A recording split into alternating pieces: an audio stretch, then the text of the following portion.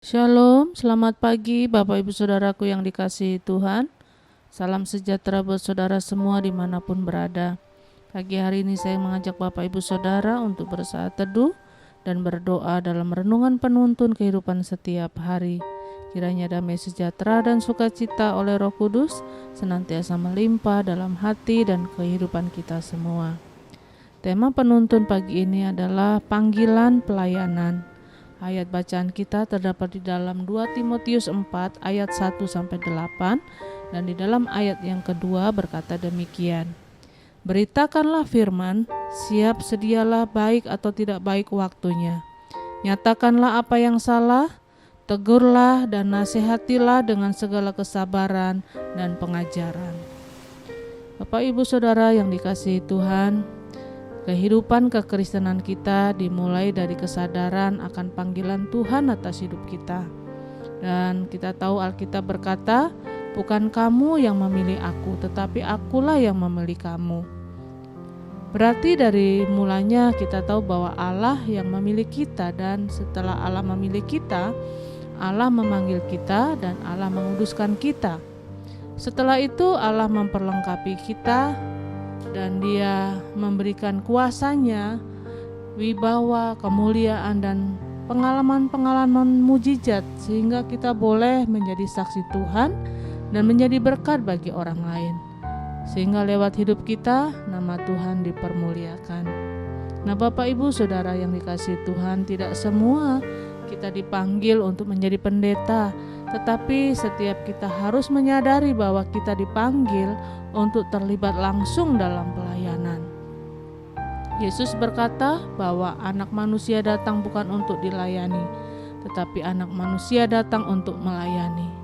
Berarti setiap kita, waktu kita diselamatkan, kita adalah pelayan-pelayan Kristus yang harus jadi berkat buat jiwa-jiwa. Nah, untuk itu bagaimana kita menanggapi panggilan pelayanan itu? Apa yang harus kita buat? Di dalam ayat yang pertama di situ dikatakan kita harus menyadari bahwa Kristus yang akan menjadi hakim. Ada banyak orang yang melayani hanya untuk mencari muka atau nama baik, nama besar, sehingga kalau dia dipuji orang dia semangat. Tetapi kalau dia dikritik orang dia kecewa. Untuk itu kalau kita menyadari yang menjadi hakim adalah Kristus, maka yang paling penting adalah kita benar di hadapan Allah. Lalu yang kedua, ayat yang kedua di situ dikatakan kita harus senantiasa memberitakan firman. Setiap kita harus memberitakan Injil lewat nasihat-nasihat kita, lewat sikap keseharian hidup kita, lewat prinsip-prinsip hidup kita, lewat cara berpikir kita. Semuanya itu harus menjadi suratan Kristus yang terbuka, yang dapat dibaca oleh semua orang.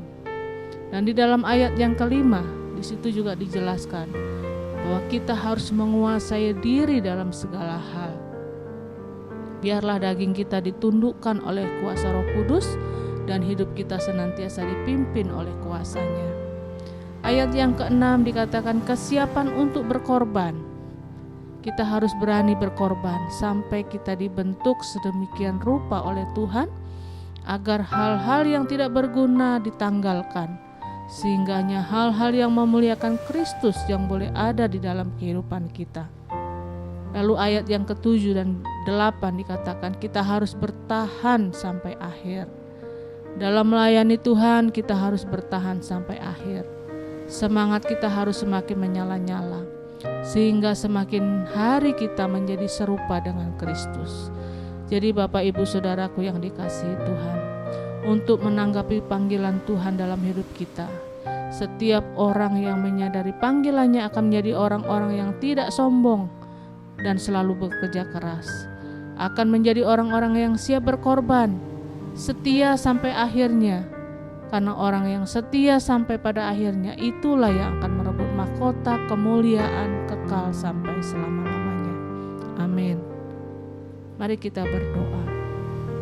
Bapa, kami belajar satu hal pada pagi hari ini sesuai dengan tuntunan firman-Mu, bahwa sesungguhnya Engkau yang telah memanggil kami, Engkau yang telah memilih kami, Dan Engkau yang telah menetapkan kami untuk kami boleh melayani Engkau.